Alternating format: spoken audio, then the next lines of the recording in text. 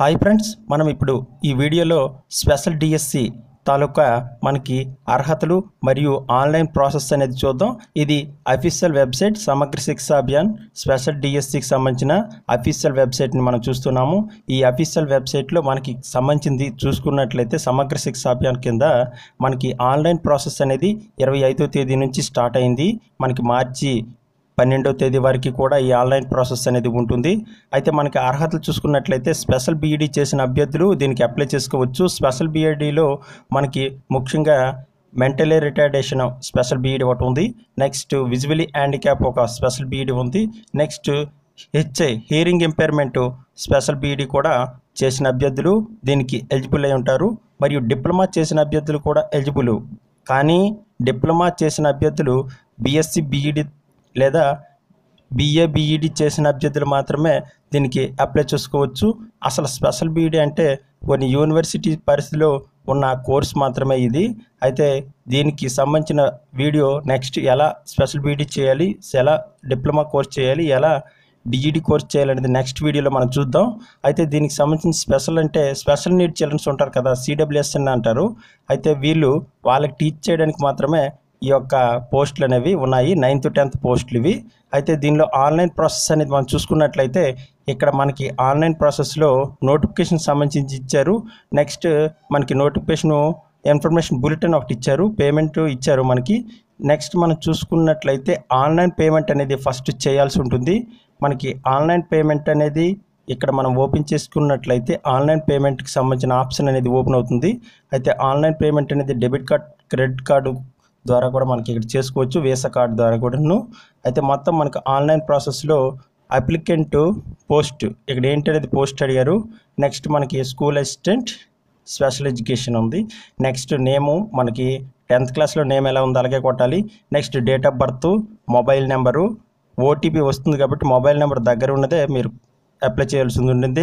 ఆంధ్రప్రదేశ్ స్టేటా కాదని ఇక్కడ అడుగుతున్నారు. కమ్యూనిటీకి సంబంధించింది అడుగుతున్నారు. Aadhaar number 500 rupees. మరి ఫిజికల్ హ్యాండిక్యాప్ అయితే ఎస్ఆర్ పెట్టండి, ఎక్స్ సర్వీస్ మ్యాన్ అయితే ఎస్ అని పెట్టండి. ఇక్కడ సబ్మిట్ బటన్ని కొట్టండి.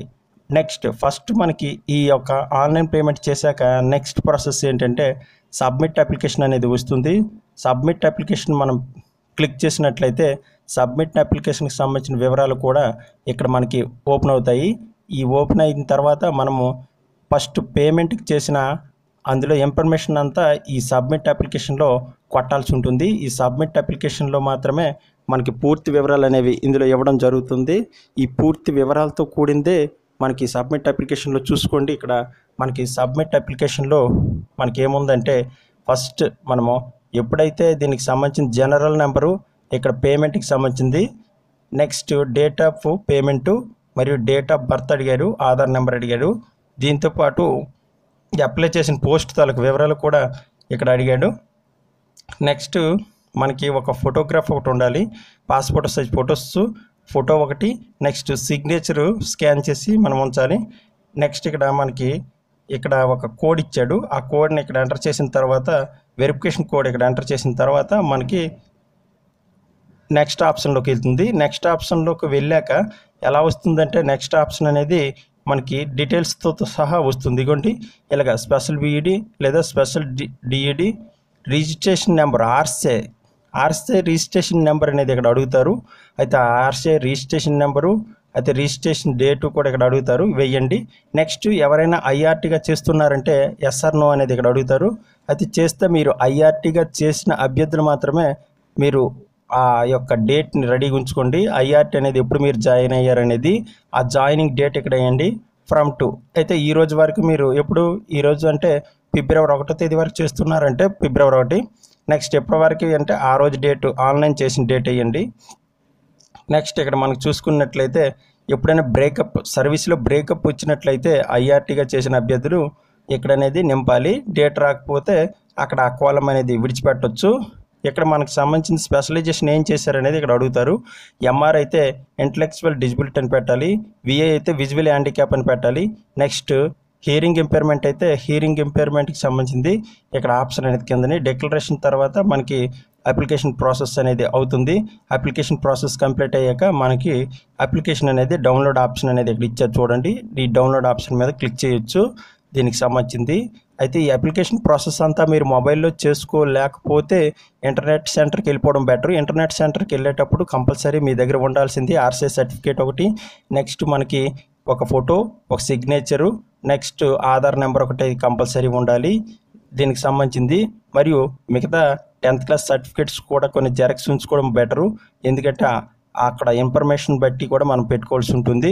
ఇక్కడ సిలబస్ విషయానికి వస్తే సిలబస్ ఇచ్చారు, అనెక్జర్ ఇచ్చారు, నెక్స్ట్ షెడ్యూల్ ఇచ్చారు, దీనిలో జీవో నెంబర్ 24 కూడా ఇచ్చారు. సిలబస్ మనకు చూసుకున్నట్లయితే సిలబస్ ఈ యొక్క ఎగ్జామినేషన్ ప్యాటర్న్కి సిలబస్కి ఎటువంటి సంబంధం లేని సిలబస్ అనేది ఆన్లైన్లో పెట్టడం జరిగింది. చూడండి ఒకసారి మన పరిస్థితి ఎలా ఉందనేది తెలుస్తూ ఉంది. అయితే ఇక్కడ మనకి బీఈడి యొక్క సెమిస్టర్కి సంబంధించిన సిలబస్ని ఇక్కడ పెట్టడం జరిగింది.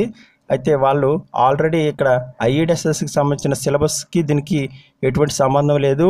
అయితే 2 years డ్యూరేషన్ కోర్స్ చేసిన అభ్యర్థుల సిలబస్ని ఇక్కడ పెట్టడం జరిగింది. బీఈడికి సంబంధించి 2015కి సంబంధించింది. ఇందులో మొత్తం 187 పేజీలు ఉంది. అయితే ఎలా పెట్టారు ఏంటనేది వ్యవస్థకి తెలియాలి. నెక్స్ట్ ఇక్కడ మనం చూసుకున్నట్లయితే షెడ్యూల్ ఒకటి ఇచ్చారు. ఈ షెడ్యూల్లో కూడా మనకి షెడ్యూల్ అనేది కరెక్ట్గా ఇచ్చారు. మనకి సిలబస్ అనేది ఫుల్ షెడ్యూల్గా ఇంకా ఆన్లైన్లో పెట్టాల్సి ఉంటుంది, ఇంకా త్వరలో పెడతారు. దీనికి సంబంధించింది ఆల్రెడీ మనకి ఆన్లైన్ పేమెంట్ అనేది 25వ తేదీ ఫిబ్రవరి నుంచి మనకి మార్చి 11వ తేదీ వరకు ఆన్లైన్ పేమెంట్ అనేది జరుగుతుంది, ఆన్లైన్ అప్లికేషన్ అనేది. నెక్స్ట్ దీనికి సంబంధించిన మాక్ టెస్ట్ కూడా మనకి 4వ నెల 1వ తేదీ ఏప్రిల్ 1వ తేదీ మాక్ టెస్ట్ అనేది ఓపెన్ అవుతుంది. హాల్ టికెట్స్ అనేవి మరియు మనకి మే 7వ తేదీ నుంచి హాల్ టికెట్లు అవైలబుల్లో ఉంటాయి. అయితే రిటర్న్ టెస్ట్ అనేది సిబిటి టెస్ట్ అనేది పెట్టడం జరుగుతుంది. ఇది మనకి మే 15 నుంచి 15వ తేదీ జరుగుతుంది సిబిటి టెస్ట్ అనేది. కీ అనేది మే 16వ తేదీని కూడా ఇవ్వడం జరుగుతుంది దీనికి సంబంధించింది రిలేటెడ్గా.